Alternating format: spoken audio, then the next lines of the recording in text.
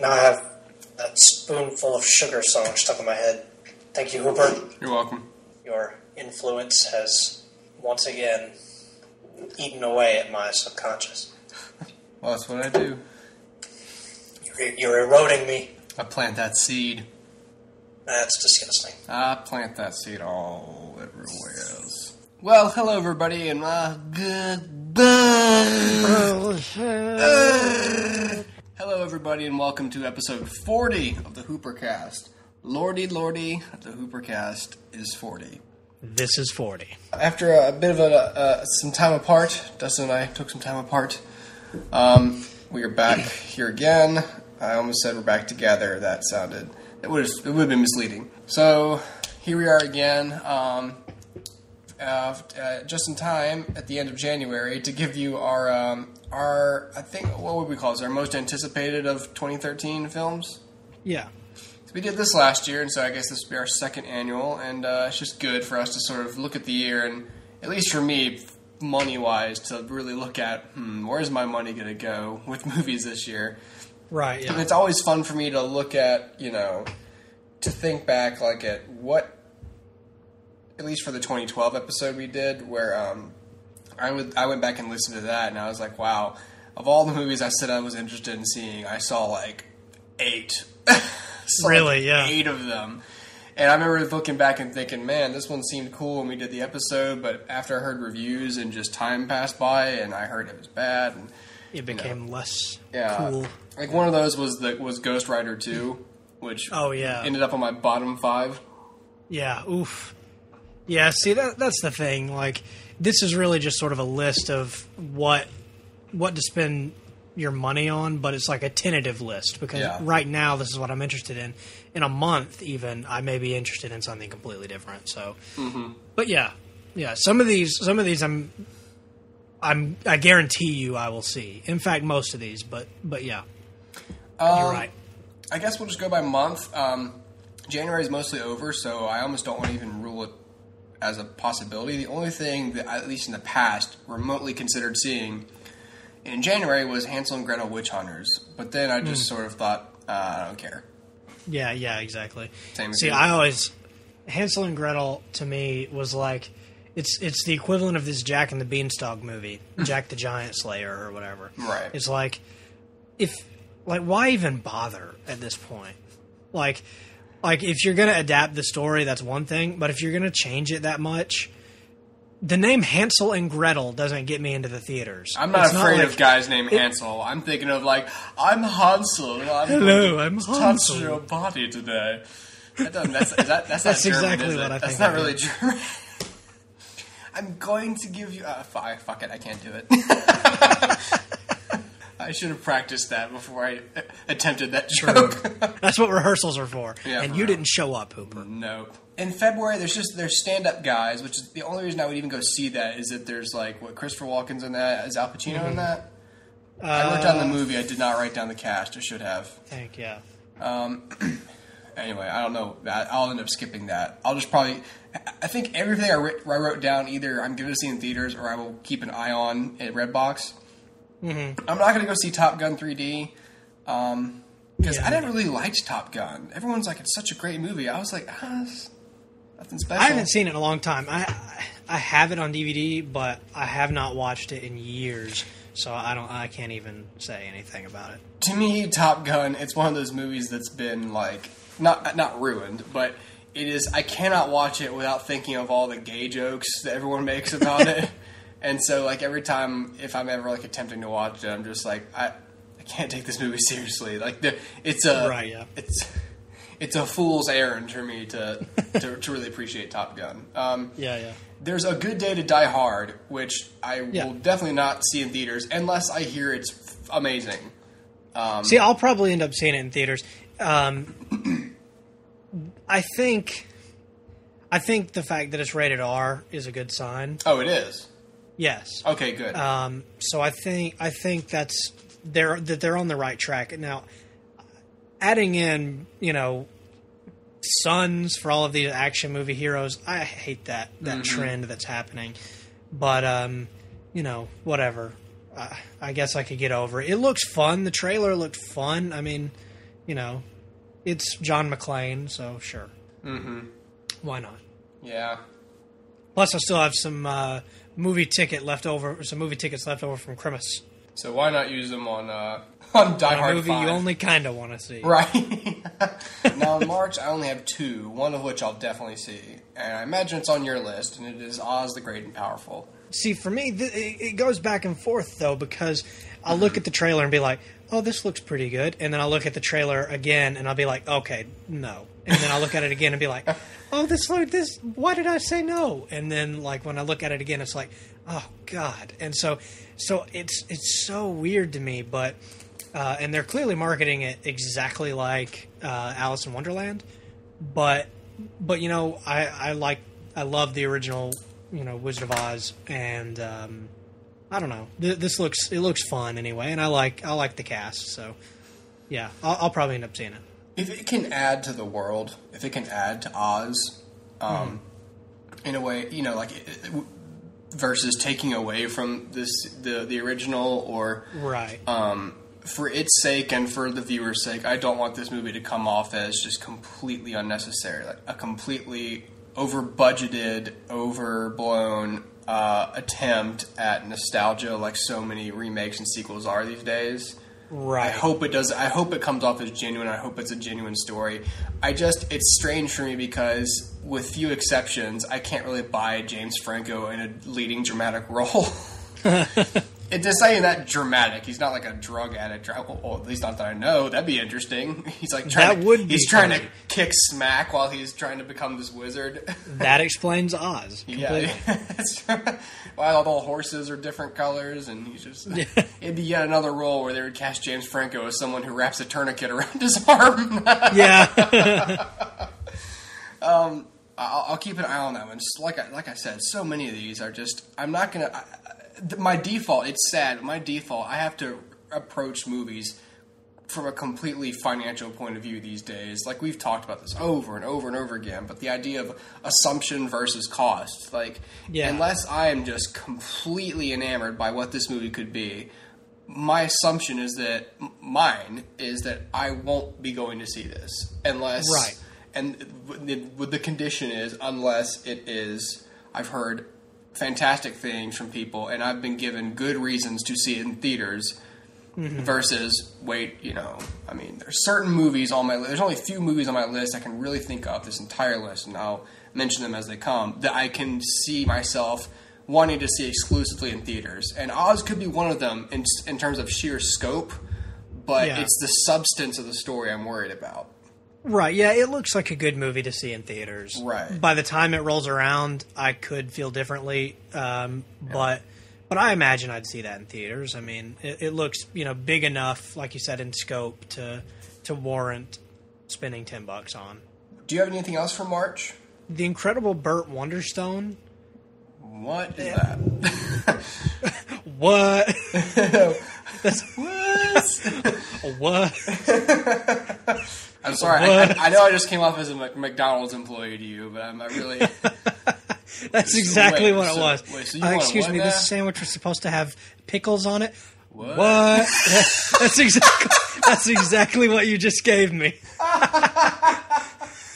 The Incredible Burt Wonderstone is, I think it's going to premiere at South by.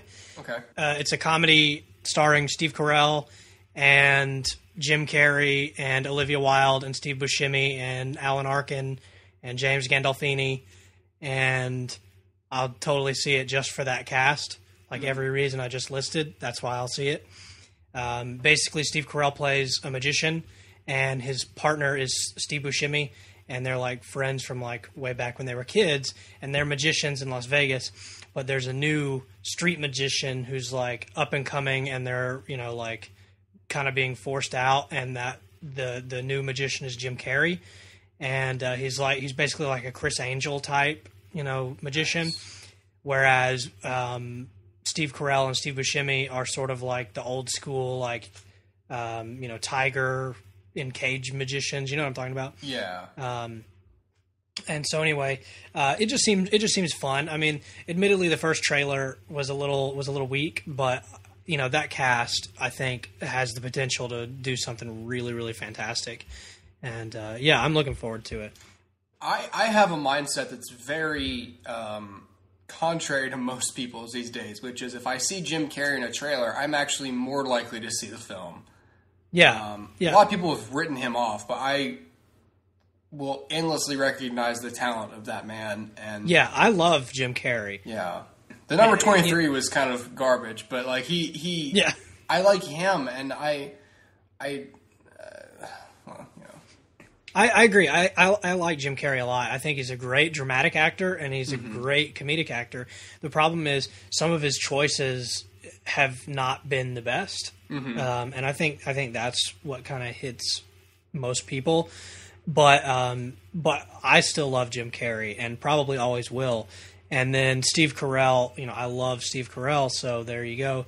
And then Steve Buscemi, how can you not love Steve Buscemi? So, I think Jim Carrey and Ryan Reynolds must have the same agent. Yeah, who's just squandering their talents and picking bad projects for them. But anyway, yeah. So I'm looking forward to it. I think Brad Garrett is also in it, and like a bunch of other people. What else? Not that Brad Garrett's a reason to see anything, but I don't know why I brought that up. I don't know what. In case there are any Brad Garrett diehard fans out there, go see this film. I don't know what I was trying to accomplish. What else do you have on your list for March? I have G.I. Joe Retaliation. Oh, okay, yeah. With some apprehension. Again, unless I hear it's a tremendous improvement on the original, I will skip this in theaters. Which is this. I feel like I'm perpetually defeating the purpose of this whole episode, which is movies we're anticipating.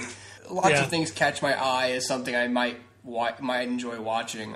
Sure. Few of them will make the theater cut. So far, none of them have, except for possibly Oz. I liked. I didn't necessarily hate where The Rise of Cobra wanted to take, the franchise, like the property or whatever. Like outside of maybe like just okay, we got grander things going on than it seemed like when I was playing with the toys. I don't have that much invested in G.I. Joe. Yeah, me neither. So, and I remember like just seeing the trailer, and it was going to come out this summer. The reason that it's being bumped down to like possible rental status is because since they pushed it back because of what was it, reshoots and stuff, right? Like they had to, I believe so. They shot like a lot of the movie, and so they're in the hole a lot because of wasted ad revenue and ad advertising budget. I'm a little bit worried for this movie, and so that's why I'm apprehensive to spend my money on it. But I'm still interested to see what happens.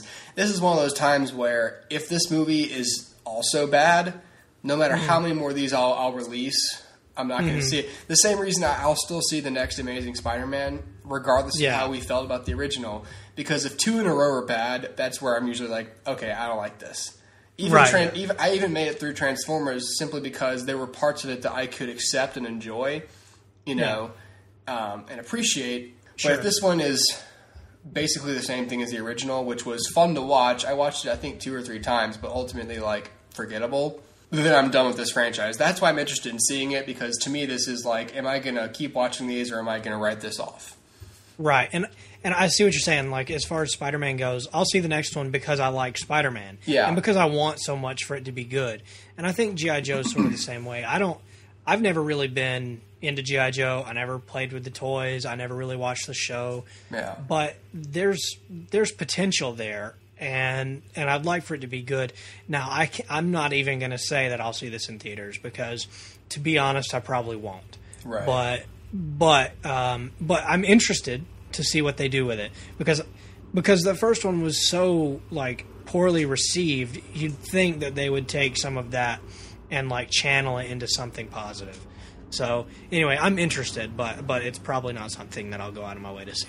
Now in April, there's Oblivion. Yeah. Which I don't know much about, but I'm interested simply in the visuals and the fact that Tom Cruise is in it. I don't know. It didn't wow me or anything. And it's just like, okay, here's that guy from War of the Worlds, but in like a different movie. And so, I don't know. There's probably a lot more going on than what was in that trailer. Right. But it's directed by the guy that did Tron and Tron Legacy. And So I don't know. I'm interested in it, but it didn't make my list.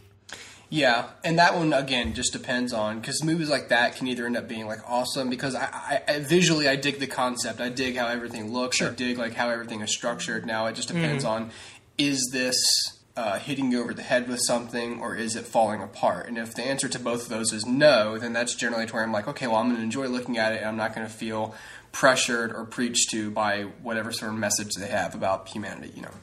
Right, sure. Jurassic Park 3D. Yeah? Yeah. I've never seen Jurassic Park in theaters. I will be there to see that junk in theaters. I don't care if it's in 3D. I don't really care for 3D, but I will see it in 3D if I have to, just so I can feel the bass and, you know, whenever it's like boom, boom. I want to feel that in my guts, and I want to see T-Rexes on the IMAX screen. Personally, I'm just waiting for that Blu-ray you were talking about to come out, and I'll watch it Yes. at home. I know I know what you mean. That like I can see if I were to see it in 3D in theaters, that would be why, for those reasons you just listed. Yeah. To me, I mean, I hadn't seen Jurassic Park until a couple of years ago, so it's not even like deeply rooted in my my taste in movies. Sure. I have Pain and Gain on my April list. Because I'm very interested in seeing what Michael Bay, in a non-Transformers Michael Bay film, like the first one since, The Island, maybe? Yeah, probably. 2005, which wasn't good. This seems more along the lines of Bad Boys, or Bad Boys 2. Right. I like The Rock and I like Mark Wahlberg. You know, reasons that inform other choices on my list, such as G.I. Joe Retaliations. No, ma'am, we're not. No, ma'am, we're not. We're just working out. No, ma'am. No, no, ma'am.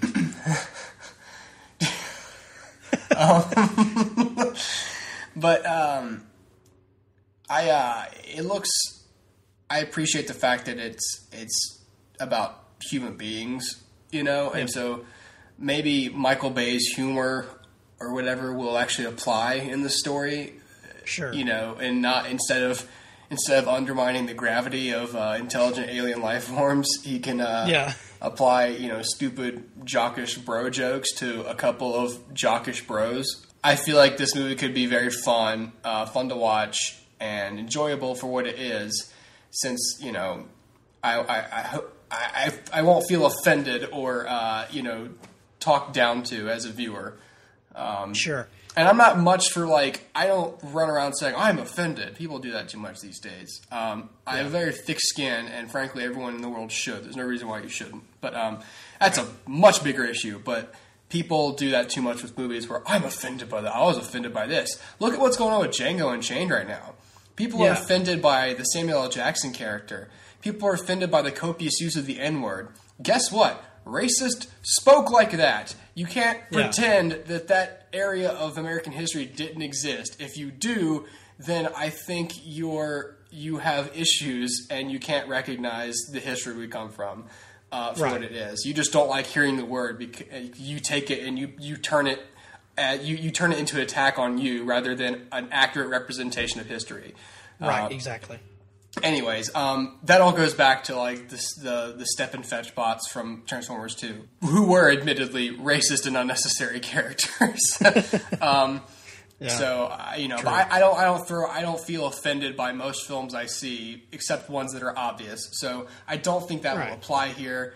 I simply expect to be entertained. So another one that I've got on my list for April is 42. Which is the Jackie Robinson biopic kind of thing. I'm a sucker for baseball movies, and you know, there's not much more to say other than Harrison Ford and baseball movies. So I'll probably see that. I mean, it looks by the numbers. I mean, it's about, you know, Jackie Robinson, so you have all of the you know, civil rights issues and whatnot that are gonna pop up in a movie like that, like Remember the Titans or whatever. But you know, it's always it always makes for good drama, and I feel like there are men and women in history that deserve to be remembered, and Jackie Robinson's one of those guys for me. So I'll be there. The first one for me for May is indeed Iron Man 3. Yes. Which looks retarded. Yeah. I'm just kidding. Oh, I'm just kidding. I just said that so I could see your reaction. Which was one of, I'm no longer a friend with you, Dustin. I looked up at you like, really? I was confused because your yes implied I agree, not like yes. Actually, no. Yeah. I've spoken repeatedly about why I'm excited for Iron Man 3, so I'm not gonna. I'll just summarize that. I not that I'm excited for the absence of Jon Favreau, but he had an attitude about Iron Man and his integration with the Avengers as if it couldn't be done. That's one of the reasons he decided not to direct the Avengers. Really, having a falling out with Marvel in general about their influence on the films, which I respect him for, but I also think, well, that's not quite a positive attitude towards your work. But I will still credit him for what he did for the for the character in the first two movies. Mm-hmm. I like Iron Man 2 as opposed to lots of people, including yourself, I believe. Yeah, I don't like Iron Man 2. But the reason 3 is going to be great is because of the influence of Shane Black, and which wrote Lethal Weapon, wrote and directed Kiss Kiss Bang Bang, also starring Robert Downey Jr. And that's a great. If you've ever seen that movie, just watching Robert Downey Jr. in that movie it's so enjoyable and the complete correct director and writer to write for Tony Stark. It remains to be seen, but I feel like may rival Joss Whedon in terms of how to give that character a voice and make an impression. Sure. So I'm excited for that. I'm excited just for another solo Iron Man story. I'm always excited for these, and Yeah, I'm excited for it too. I didn't care for Iron Man 2, and I didn't love Iron Man, the first one, and I know a lot of people did. Mm-hmm. It's fun in parts, but to me they've all had structural problems, and there's been issues with pacing, and I feel like at times Tony Stark, and I know that's just his character, but at times he kind of rubbed me the wrong way in those movies. But I feel like the Avengers really got him to the point where he didn't irritate me anymore. Mm-hmm. And so the Avengers turned me around on that character.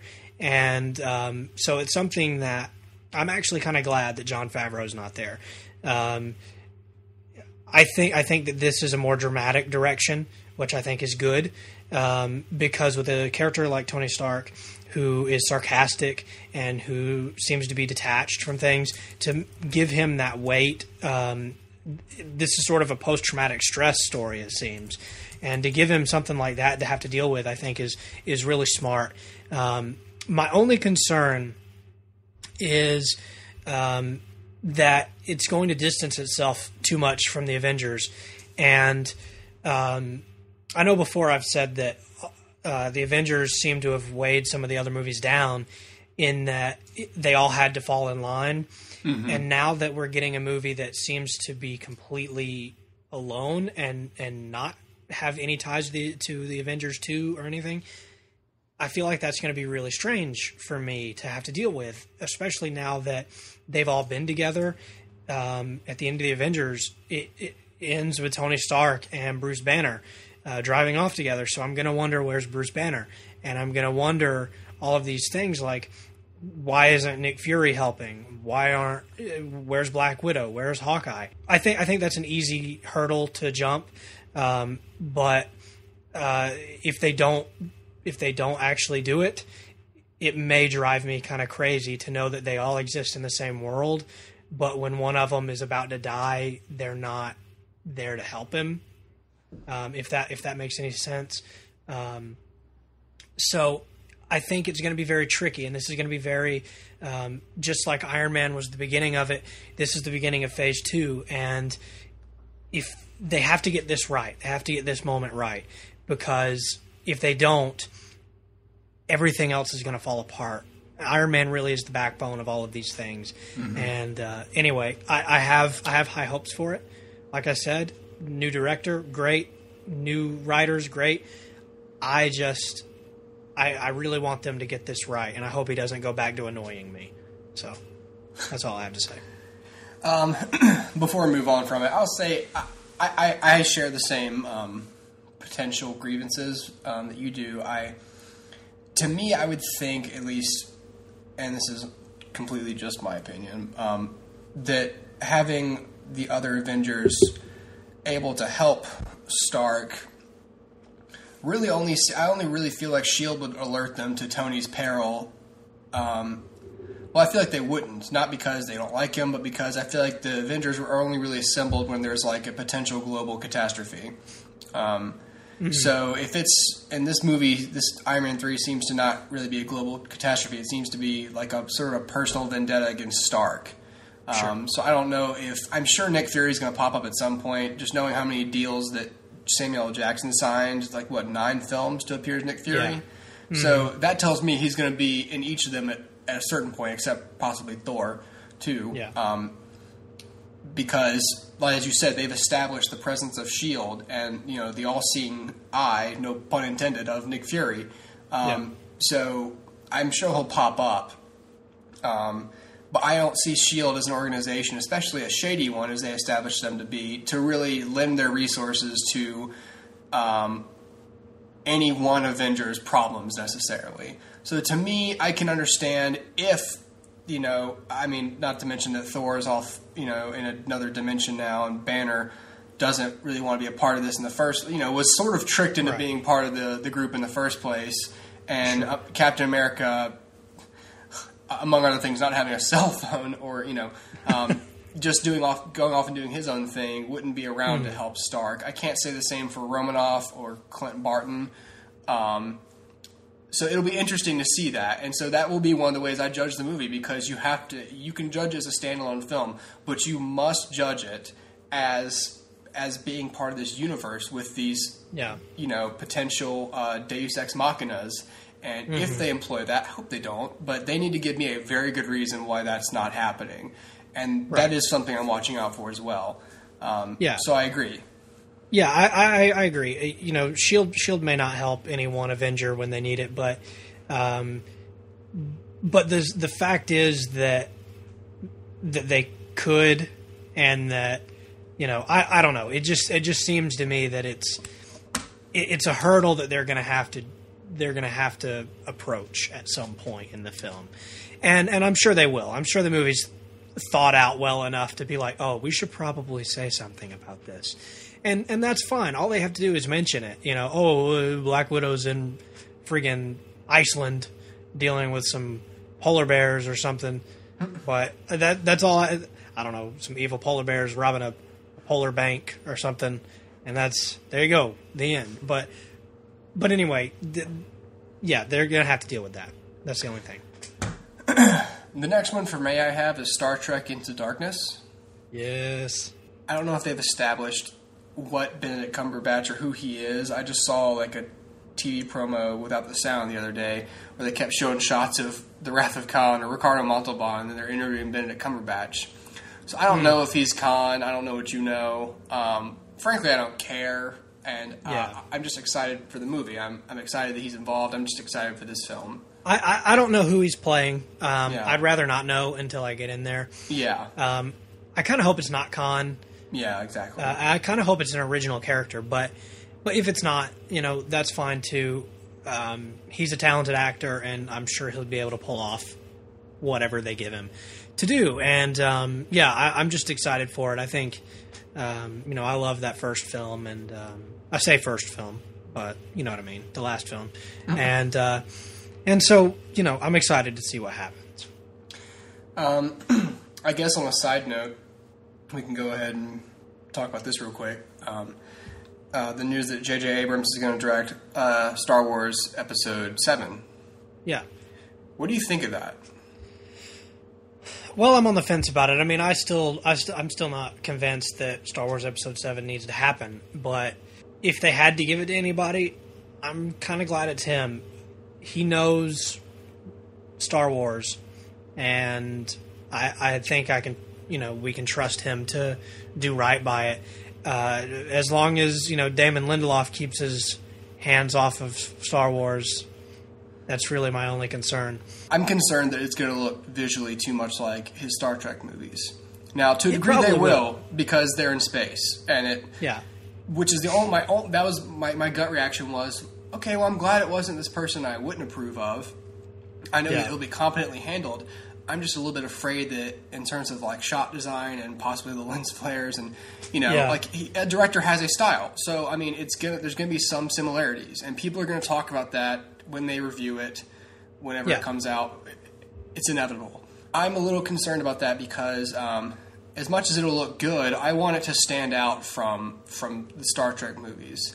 They're two very different worlds. Right, and I know he knows that, and so I trust a filmmaker like with integrity like him to sort of be able to differentiate that. I would think that he would not agree to it if he didn't think he could make it unique from the Star Trek movies, or really even the previous Star Wars films themselves. Yes, exactly. So I feel comfortable in the fact that he obviously thought of that. You know, people like him, if you listen to interviews like with him and others like him, what they'll always bring up was, well, it just seems like something I've already done. It seems like this. So if he's going to take a property that in its concept, well, not in its concept, but maybe in its visual presentation is a lot like Star Trek, you would think that he would said, okay, well, I know how I can make this different, unique. I know how this is different from my previous work.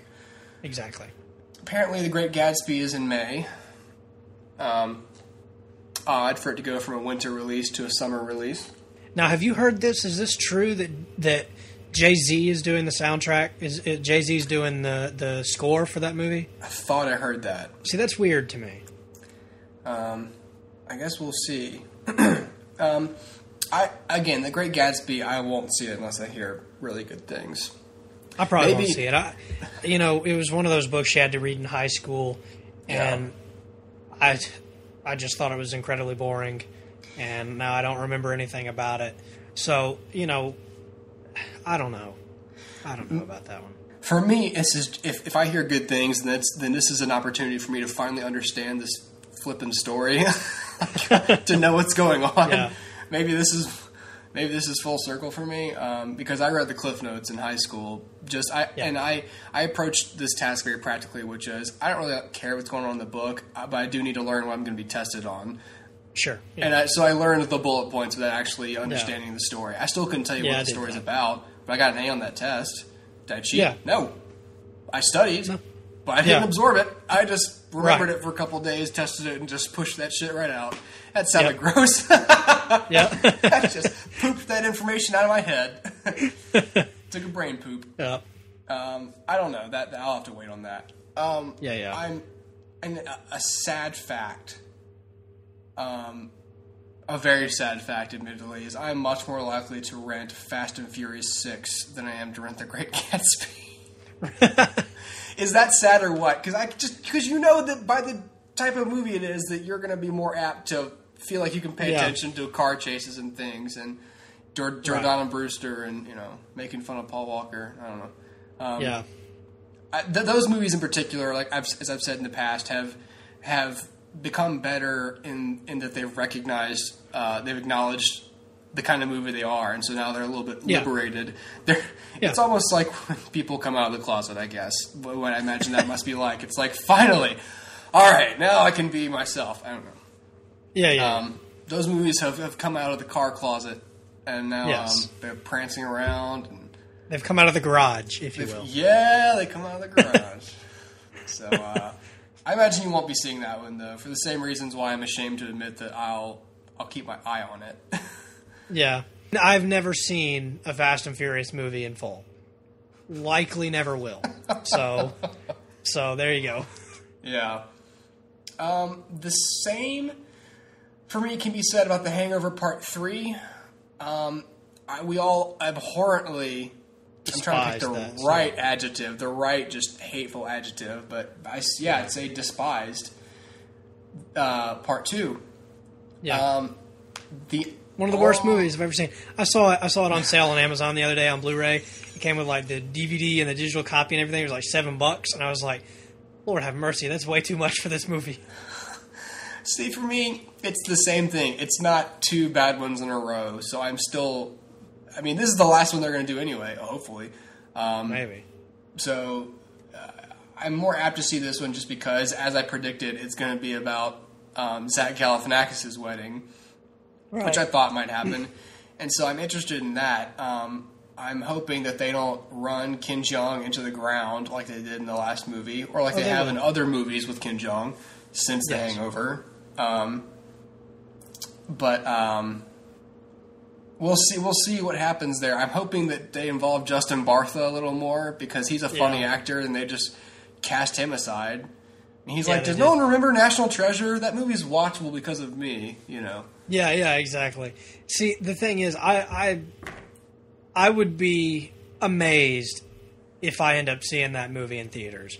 Yeah. So it's going to have like a 100 on Rotten Tomatoes, and people are going to have to be like, "Oh my God, this is the next Godfather," and then I'll go see it because I probably won't go see it ever. Godfather. Yes. Yeah, I can only see myself seeing this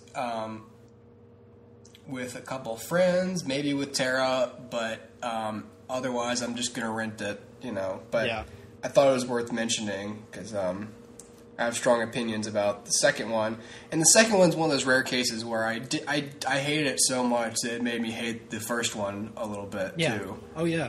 The first one, which I liked and had no issue with until the sequel came out, it had like a weird, like, contagious effect. Yep. Yeah. That's strange to have so few choices for May, you know? I know, really. Usually there's something every weekend. In June, there's After Earth. I'm apprehensive, about this because of M. Night Shyamalan. Again, unless I hear it's fantastic. I'll be right back. I'm going to go throw up a little bit. Yeah. The Internship, is that one with Vince Vaughn and... Is it Owen Wilson? I don't even know. I forgot. I'm sorry, everybody. It is Owen Wilson. Yeah. Okay. Yeah. Okay. Which I liked their dynamic in Wedding Crashers. That's one of my favorite comedies of all time. I can, and I won't say where it ranks with other comedies I like, but the amount of times I can rewatch that movie, which is 8 years old now, and still laugh at the same jokes. And I'm not the kind of person who just thinks something's funny forever. Eventually I get sick of it. It's up there with 40-Year-Old Virgin, with movies, with comedies that I can watch repeatedly and enjoy just because of the dynamic of the actors and the characters. So that makes me interested in this movie to begin with. Really, the plot doesn't matter with a comedy with these two. So I guess I'm interested to that degree. Again, if I hear it's funny, I might go see it. But wow, many of these are just... That one's directed by Sean Levy. Oh. Which, by the way, guess what I found out he directed? What? Jet Jackson the movie. What? Yeah, he directed Jet Jackson the movie, and also a few episodes of the show. Lee Thompson Young. Yeah, Lee Thompson Young. Where is that guy? That guy should be a A-lister. He needs to. They need to do a Jet Jackson movie where he's like a real secret agent and he's like murdered people and like killed dictators and stuff, but he's got blood on his hands. They should, man. And Miss Coretta's at home, like, oh, what happened to my sweet little boy? And then he's like, he's dead, Grandma. He's dead. She's gone.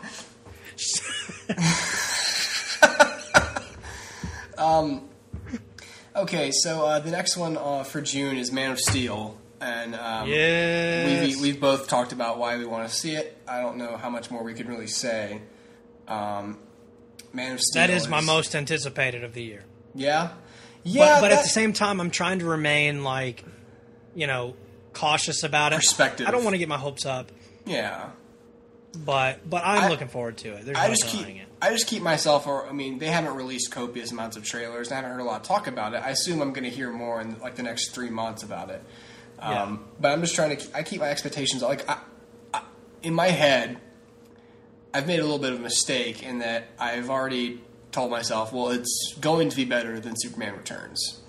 Yeah. So, and I can safely assume that. Because I'm sure it will be. Yeah, but I'm trying not to put a definite on there because that's setting up an expectation.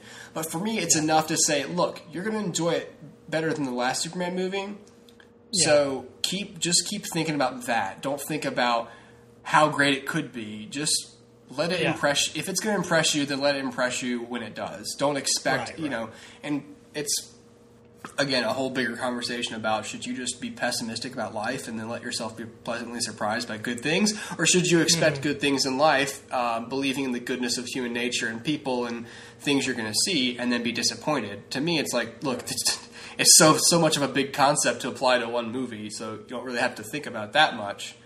I'm sure it'll be good. So for me, it's like, I want to see it. I'm going to see it in theaters. I don't have to think about it anymore at that point. Yeah. Thinking about more than that just damages it in the long run. Right. I think this comes out the same weekend as Man of Steel. This is the end.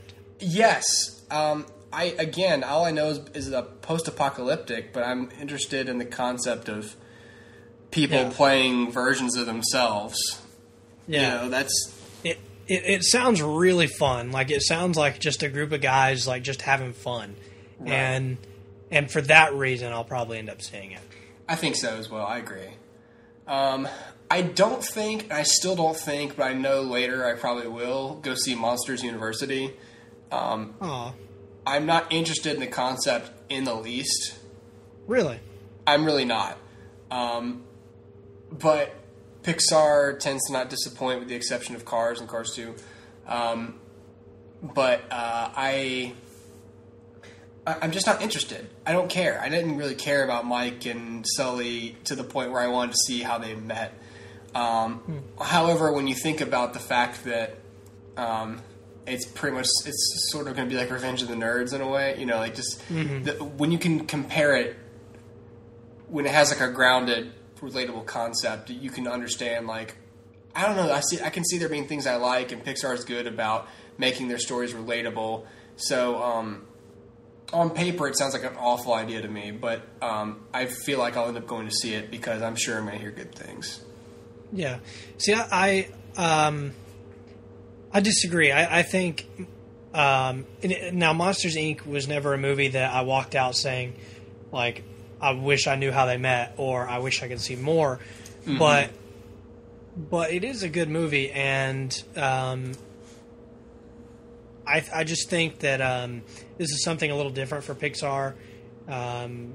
Even just by a little bit. But I don't know. I'm interested in it. I think it looks fun. It looks funny, and I'm loving the viral marketing that they're doing for this.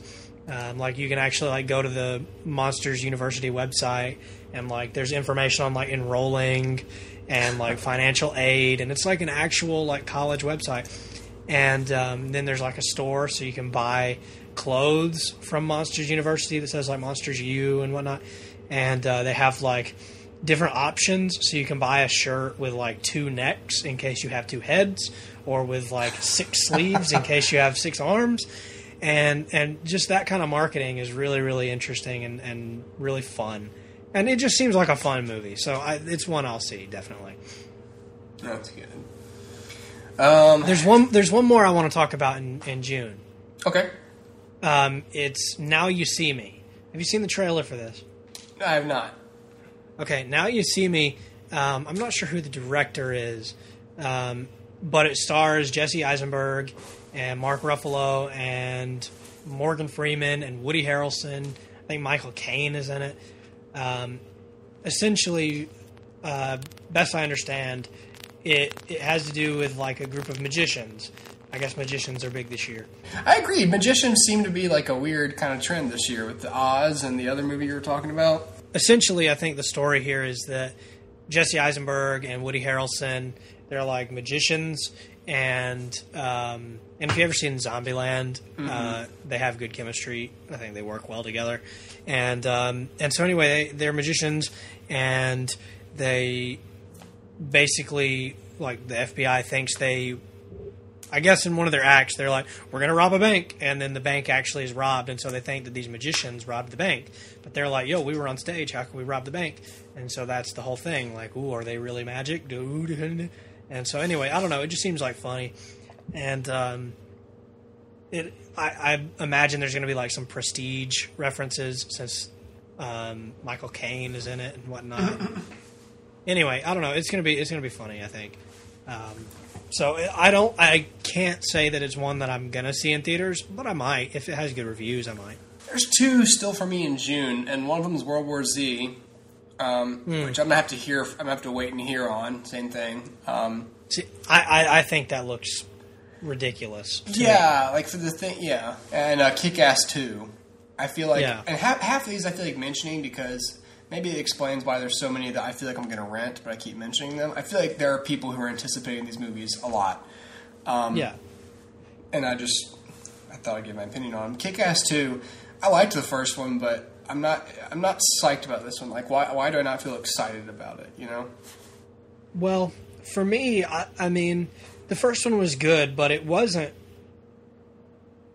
great, and I think the reason that I don't feel much excitement for it, even though Jim Carrey's in it, which is intriguing, right, is probably because I didn't really care for the characters that much. Yeah. And so here we are.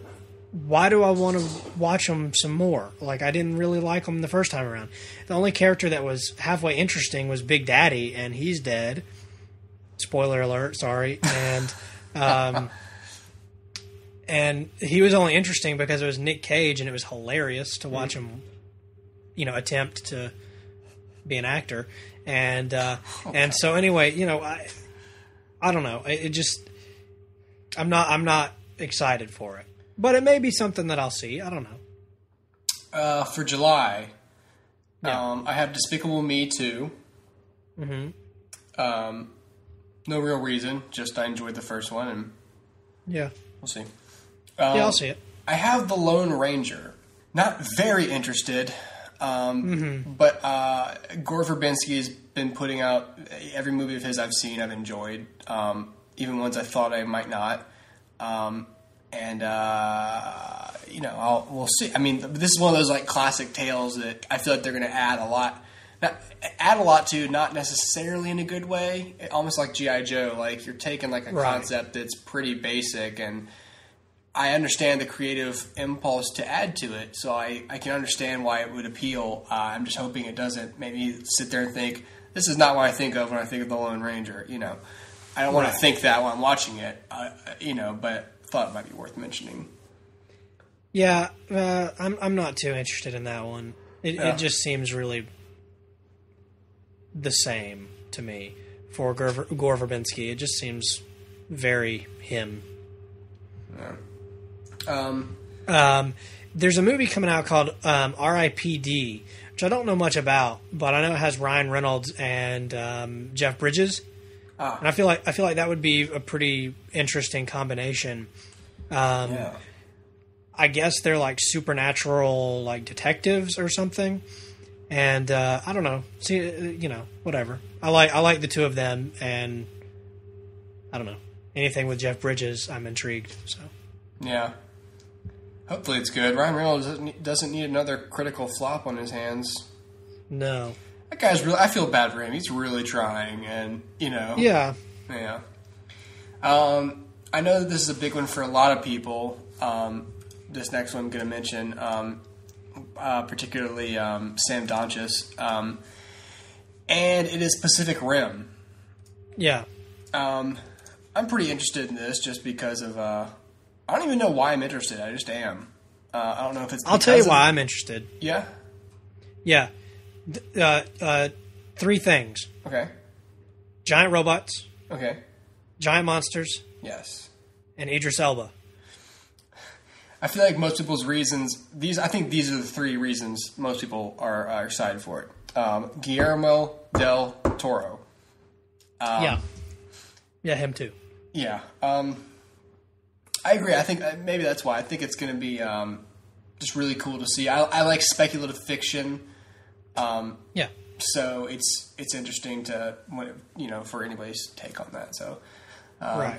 Maybe that's why Oblivion and other things, Star Trek and Iron Man 3 really appeal to me. Is they're glimpses into near or far future technology and the way people are. Yeah. The last one I have for July is The Wolverine. Yeah. I've said before, I love Hugh Jackman as Wolverine. I just like the way he plays the character. I like watching it, and I enjoy it. Even as bad as X-Men Origins Wolverine was. One of the reasons that movie's performance was so heartbreaking to me was because I liked everything about him. I hated everything about the film. And I felt, God, what a waste for how hard this guy worked. I mean, if you know anything about him, you know, like, every time he does like an X-Men movie, he works out harder and harder for each one, to the point where he has like, he's pushed his body to the limit. He's gotten like in insane shape to portray this character. Arguably, like some of the best physical.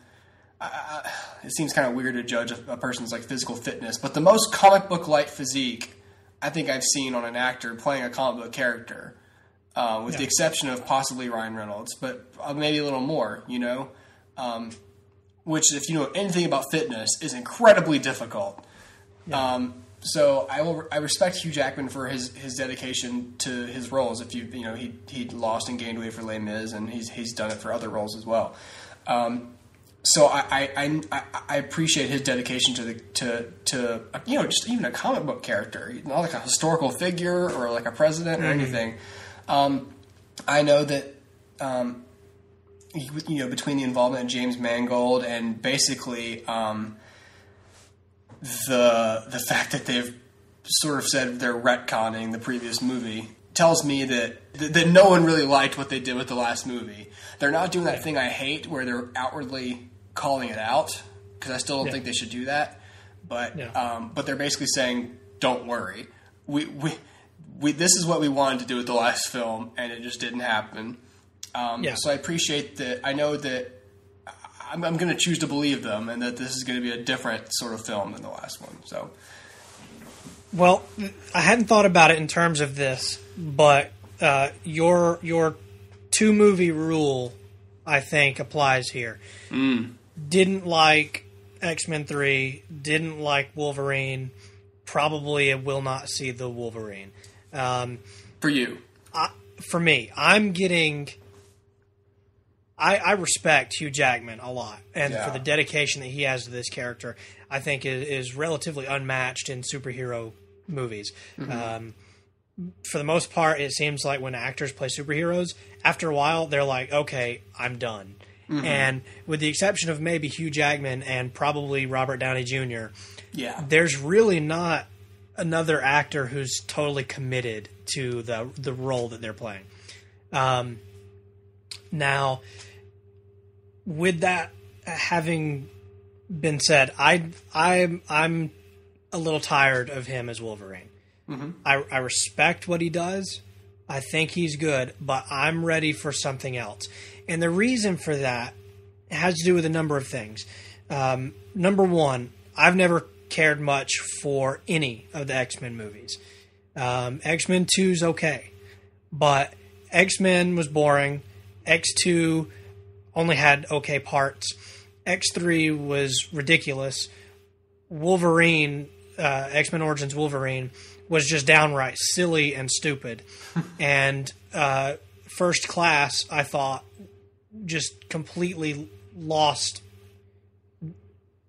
everything. I forgot about First Class. Whoa, think about that sentence. I forgot about First Class. Yo, you're star screaming. I can't understand a word you're saying. Okay, hang on. Sorry. I know you just made a joke, and I'm like, okay.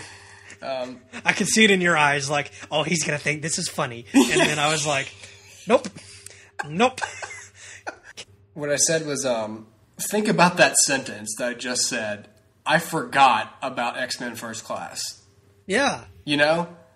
Yeah, exactly. That's the thing. X-Men First Class was so boring, and none of the characters were interesting except for Magneto. And I loved Michael Fassbender as Magneto. And even James McAvoy as Professor X was interesting. Those are the only two things I really liked about the movie. But everything else was just so boring. I didn't care about anybody else. No. And that's the thing. There have been a lot of comic book franchises. And comic book franchises are known for this. They'll do something, and then all of a sudden, it's not being critically successful, or it's not, being critically successful, or maybe even commercially successful. And then all of a sudden, they reboot it. Why X-Men hasn't been rebooted, I don't know. I don't know why they all take place in the same universe, because to me they're all boring, and I don't care about any of the characters. I like Wolverine. I'll be honest, I've never really been a huge Wolverine fan, but I like him, and I think he has potential, and I'm ready for a different take on the character. And that's no disrespect to Hugh Jackman, but I'm ready for something different, because that would show me that they're ready to try to please people. And as is, they're just adding on to a series that I don't like. For me, at least the way I consider it, like, I feel like Hugh Jackman as Wolverine, with exception to possibly his height, is great casting for that character. Yeah, sure. And what the problem is what is written, or his place in the story among the ensemble. And I think that the Origins was an attempt to give the focus to just him, and then that guy, whoever they hired, that guy, I don't even know, Gareth Evans. I don't even know who that is. I just can't remember that name. I don't know. I don't know. That's a good question.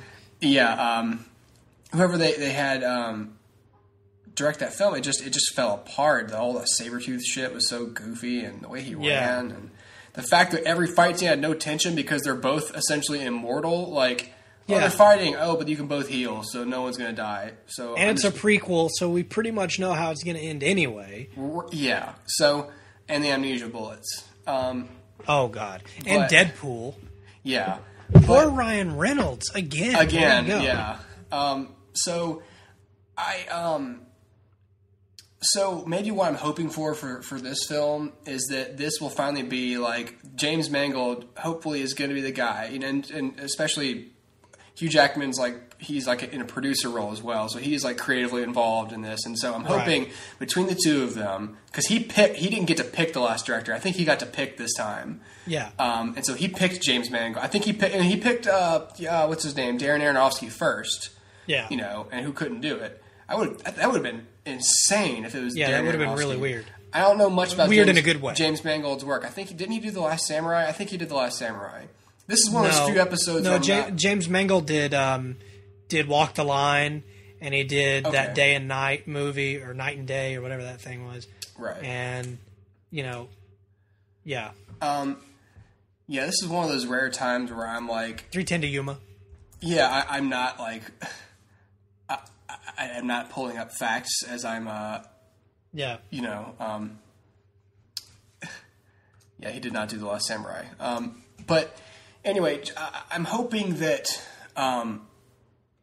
that their collaboration will bring the story that I feel like they both seek, which is just a story just about Wolverine, exactly as he is, compelling and interesting. Because the previous films I've seen Wolverine in, I haven't had the two bad ones in a row. Even I didn't completely hate X-Men 3. And I always liked him as Wolverine. So in context of this character, I haven't seen two bad ones in a row. Even the last one, with the character, I wouldn't consider bad. But if this one fails, then at that point it's like, look, it's been 15 years. I know that you're right for this, but it just keeps not happening, and I'm going to move on. Now, not to be super argumentative, but like I said, I don't really... I like Wolverine, but I don't think he's a really interesting character. Right. So for me, the problem is you give him his own movie. I don't know how you can write it where I care. That's just me going by what I know about the character. Now they can probably do something that'll make me care, but I don't know what that is. The second thing that makes me, another thing that makes me apprehensive about it is that it is set after X3. In the timeline, which means that they are saying, okay, Jean Grey's dead, Cyclops is dead, all this stuff is happening. Spoiler alert again, but for real, who cares? And so for me, pulling from a movie that I hate, and sure, maybe they're not pulling from it, but there's, in order for them to set the movie after that, they're probably going to reference some of the things in a movie that I hate. it just. I'm ready for something different. I'm ready for a reboot. I'm ready for something different with the X-Men, and I know I'm not the best person to judge this because I don't really like the X-Men and I don't really like Wolverine, but that's the film's job, and they've had a lot of chances to get it right. I just don't know that I can give them another one. Not in theaters. That's fair. I understand that. Yeah. I don't have anything for August. Would you have anything for August? There's the Neil Blomkamp movie Elysium, which I think could be interesting. I'm not entirely sure what it's about. But it could be interesting. It looks kind of cool. I don't know. Mine, the reason that's not on my list, not to set you against it, but just to explain why I didn't even mention it. Because first of all, I admittedly, maybe to a fault, am biased against Matt Damon. I just don't like him. Really? Now, I think he's a good actor, so I think maybe I just don't like him personally, and I'm trying not to let that get in the way of. But let's just say his involvement does not make me more interested in the movie, Gotcha. as it would with other actors' involvement. From what I've heard of the story, it seems basically like a rich poor allegory, and I'm not interested in seeing Hollywood's take on material inequality because I know what they think of it, and it's opposite from the way I feel. And so, for me, unless the film is compelling in many other ways, I don't feel like I should waste my time with it. That seems like an incredibly callous way to not be interested. No, it's also my prerogative as a consumer to decide what I'm going to see. However, I loved District 9, and so if I hear good things, I can imagine there'll be similar reasons why I would enjoy this movie. Just from the outside, those two key factors make me opposed to seeing it. I'm not boycotting it. I'm not that kind of person. I just, I agree. The only real reason this is on my list is because of District 9. Yes. And because I'm in the mood for some original sci-fi. So that's really the only reason it's on my list. But we haven't even had a trailer for this thing, so I don't know anything about it really. So anyway, I just thought it was worth mentioning. It's his second film, right? Neil Blomkamp's second film. So anyway, it'll be interesting. There are two other ones that I want to mention briefly for August. I don't know that I'll. One of them I know I'm not seeing. The other one I could go either way. Red 2. Did you ever see Red? Yeah, I liked Red. Yeah, I liked Red a lot. I liked it a good bit. I'm interested. I know they're bringing in Anthony Hopkins, which I think is really cool. I love that guy. The trailer premiered a few weeks ago, maybe a week ago. What can you say? It's just old people being cool. So yeah, and then the other one I want to talk about is Disney's Planes, which originally was supposed to be a direct-to-video spinoff without Pixar's involvement of Cars, and now this is a theatrically released film called Planes, which is about talking planes now. Right. So, what? I guess my question is, why? Or I guess my question is, what the devil? Why do I care about this? Yeah. Even if I did like Cars, I would think that this was a bad idea. Yeah. Why do you say, oh, hey, let's do this direct to video? Why? I don't know. Probably because we're not going to put much money into it or time or animation skill. Okay, cool. Hey, you know what? We could get more money if we put this in theaters. Do it. And after this, we'll do trains. And then we'll do planes, trains, and cars. Yes. And then we'll do, boats. Dune buggies and subways. Yeah. Which are also trains, but who gives a fuck? Yeah, I agree. I don't even want to talk about it. Yeah. No, I don't have anything for September. Me neither. Or October. Okay. The first thing I have for November is Ender's Game. I've had this on audiobook for like a year, and I need to listen to it because I paid like $25 for it. This is a book I keep hearing is one of the best novels that each person has ever read. It repeatedly gets described to me like that.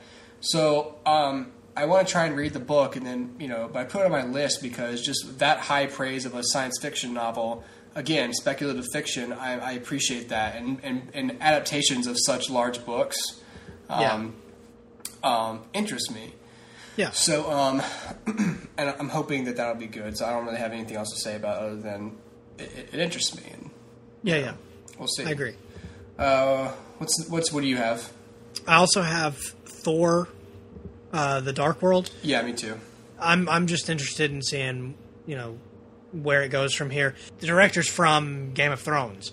So it's going to be like, more realistic stuff. You know what I mean? Like, it's going to be more tangible sets and more tangible, a more realistic looking world. Yeah. So that I think is interesting.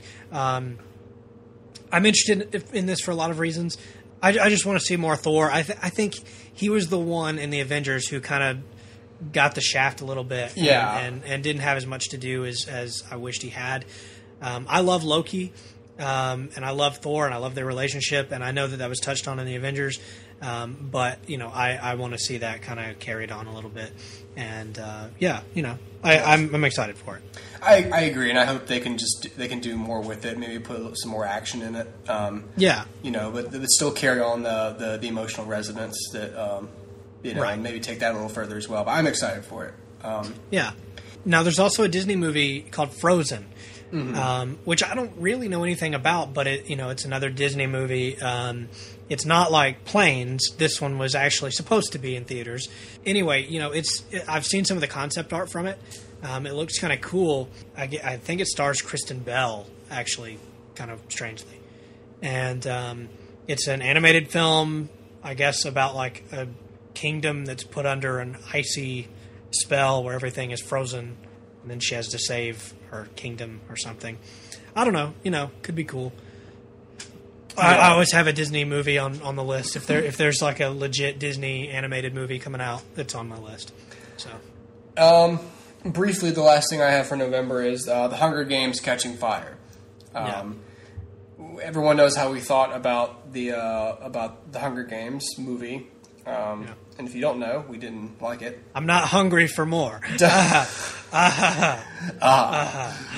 I was not a fan of the adaptation of the story. Dustin seemed opposed to the story overall. Yes.